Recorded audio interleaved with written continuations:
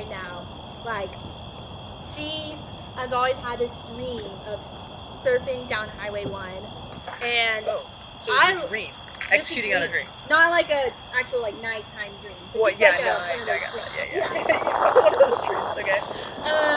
And so she kind of brought it up to me one day. She was like, we like had just moved in together, you know, kind of still like feeling it out, like becoming friends. That like kind of awkward stage where like you gotta like kind of break the ice, but like you don't really know how. Sure. And so she was like, we should go on a trip together. And then we both kind of like to surf. We're neither like are great at it, but like we like it. We like the idea of surfing, like being a surfer. And then my boyfriend, like big surfer, grew up on an island, like surfed all day long. So he like pro surfer. We were like, we'll take him. He'll teach us how to surf. Perfect pro surfer. Pro Papua New Guinea surfer. No, he's a pro for sure. In my book, he's a pro. So we were like, perfect. We'll take him. We'll go. It'll be great. We'll drive down the coast. Take 2 weeks. Like sleep on the beach. Do whatever we want. And so we kind of just like spontaneously like plan this trip. We were like, okay, when can we both take 2 weeks off? And so we found the time. We were like, okay, end of August, we're gonna go. We're just gonna drive. But then I was like, you know what? I kind of want to go to National Park too. Like maybe let's not make the whole thing surfing. Mm-hmm. So kind of planned it. The 3 of us were gonna go. We were trying to find some other people. No one else can really get off for 2 weeks. And then the night before we left, one of our other friends was like, you know what? I'm gonna go with you. And so it ended up being 4 of us. Mm-hmm. It happened in like a week. We planned it, decided. We kind of like knew like she had to take off work like a month in advance. So like we knew we were gonna go, but like it wasn't really planned until like a week before. And even then it still wasn't planned. Your favorite moment on the trip? So my favorite moment on the trip, it was not actually a surfing moment, it was a hiking in Yosemite moment.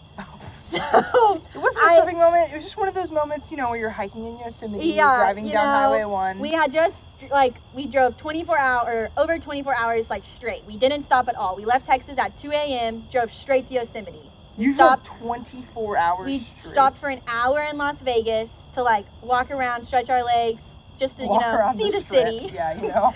And then we just kept driving. We got to Yosemite, 6 a.m., like a full day later. We were so sleep deprived, so crazy. Did y'all all like stay up the whole time?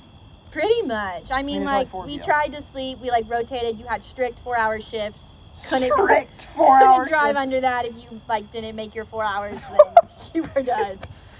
So we're out on the street. Sorry, you gotta walk back home. We get to Yosemite. We're like literally walking around like so sleep deprived, so just like zombie like. We hiked just like some little hikes the first day. The next day, Noah was like, okay, I have this hike. It's been closed since the 70s. He was like, no one knows about it, but I did it once, and it's super pretty. It's been closed since the 70s? It's been closed since the 70s. It's not a real hike anymore. No, it's not open. It's not a real hike anymore. But he was like, it's great. You can see all 5 waterfalls in Yosemite Valley at once, which you cannot see them all at once normally. And he was like, it's the most beautiful hike in the whole, like in all of Yosemite. Like you look out into the valley, you climb up on this mountain, it's like stunning. And so we were like, okay, like he's done it before, like 5 or 6 years ago, you know how it goes when you're like kind of still tired, but it's like, okay, great idea. Like whatever. So any idea is a good idea when you've only had 0 hours. Yeah, exactly. For 24 hours. So he's like, it's only 1.5 miles and it'll be great. So never a mile and a half.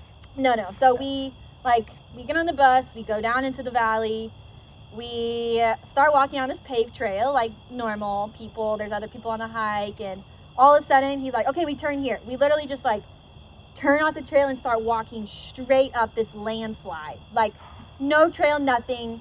He was like, all you got to do is turn behind this like certain path, like the certain sign on the path, and then you just go straight up from there. And we were like, okay. That's all you got to do. That's all you got to do. Just walk straight up. Just walk straight up the face of the mountain, and then that's it. As one does, of course. Walk straight up a landslide. Sure, yeah. So we're like slipping, sliding, falling, like, and even it sounds so like basic, you just walk straight up, but like there's no trail, and so we kept kind of going off, and then we like reach a cliff, and then you're like, okay, we got to turn back. This is not the right way, obviously. So it ends up being like multi-hour process. Still haven't made it to the top yet. We're like bruised. We're like all scratched up, like so tired. We only have like one bottle of water left, and we get to this like dividing point. And so there's 4 of us. One of the guys, Cole, decides, he's like, okay, I'm just going to keep going up. Like, I can't stop. Like, I've got to make it to the top. He was like, I'm going to go this way and see if this is a trail. So he starts hiking, and then we are like just kind of resting.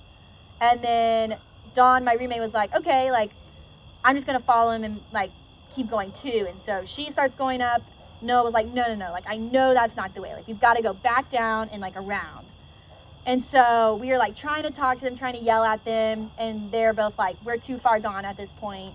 We've got to keep going up this way. And so Noah and I were like, okay, like, sorry, we're going to go the other way. I was like, I don't care. I've never done this before. Yeah. So we ended up hiking. the guy that got you in the situation. Yeah, of course. Right? So I was like, okay, well, maybe we'll just keep going. It'll work out. So we have all the stuff. We have both the backpacks, all the food, all the water. And so we went back down and like kind of around the side of the mountain, maybe like 30 more minutes or something. And then we ended up making it to like this overlook. It was one of the most stunning things I've ever seen. Like, you can see all the waterfalls in Yosemite Valley. You're looking out over like, you're up at the top of this mountain and you're just like looking out over the whole valley. Mm-hmm. And you can also see all the people just like cram trying to get like a single picture of each waterfall. Like, they're just like little specks, but like there's so many of them. And then it's just like us, like no other hikers on this trail, just like looking at all of them. And it was truly one of the most like surreal experiences to like be the only person in a national park like by yourself. What? I was like, yeah, this is just crazy. Like, it was just so beautiful. And like the amount of pain and like that went into getting there, I was like, I will maybe never do this hike again. Yeah. But like the process and like the end result was just like stunning. It was so beautiful. One in a place like Yosemite where you're never gonna get like a single moment to yourself. There's so many people there. And then like we just went on like the most beautiful hike in the whole park, and there's no one there. So it was crazy. Dude, that is awesome. So like, you know, you have moments like that when you're doing things that are way harder than you'd ever expect. You're kind of in like survival mode. Like, we've got 1 water bottle left. Yeah. How many snacks do we have between all of our backpacks? Okay, we've got about enough food for half of a meal for one person. Let's just keep going anyway. Yeah. But like, what would you say was how did that experience like bond y'all as friends? What were some of the moments where you were like, okay, I think like we're actually going to be good friends for a long time? And it was just like the moment when like we were just hiking up and we were just like literally up this like so many landslides, and you're just like crawling and you're sliding, and like we were just laughing. Like, it was so funny that we were the only ones doing this. We were like, we could get so lost. Sure. And like, we could be one of those people you read about in like the magazines that are like lost in the national park for days, and that might be us. And it was just like the fact that we were able to like kind of laugh about it. And then like we ended up getting down, and she and the other guy didn't see anything. No waterfalls. I mean, like, it was still pretty, but like they never saw the view. They never came over to where we were. They just like went straight down. They were like done. And so we get back to the bus, and we are like, we just like emerge from the woods, and everyone is on this paved trail, and we are like sweating and covered in dirt, and like our legs are bleeding. Everyone on the paved trail is like, okay, where did they come from? And like, who are these people? And it was just like that moment, just like emerging from the woods, and like we were like, they have no idea what we've just done. Everyone's like, they surely did not have permits for that. Yeah. And just like, she swears she will never ever set foot in that park again. But like, it was just one of the most like bonding experiences that we were able to laugh about it and also be like so miserable together. Yep. And like, she never saw the views, and I feel really bad for her. Yeah.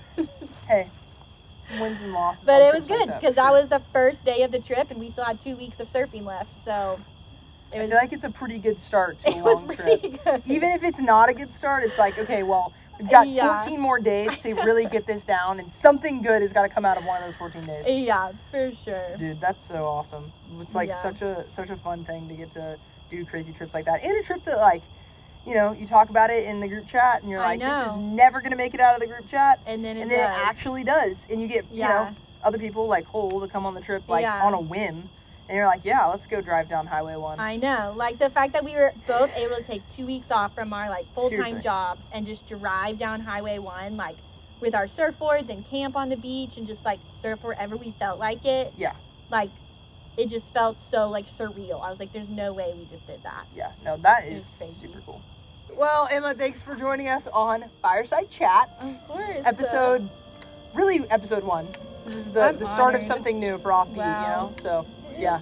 Thanks for joining. Thank you. You know what? It's like Fireside Chats, the president. The what?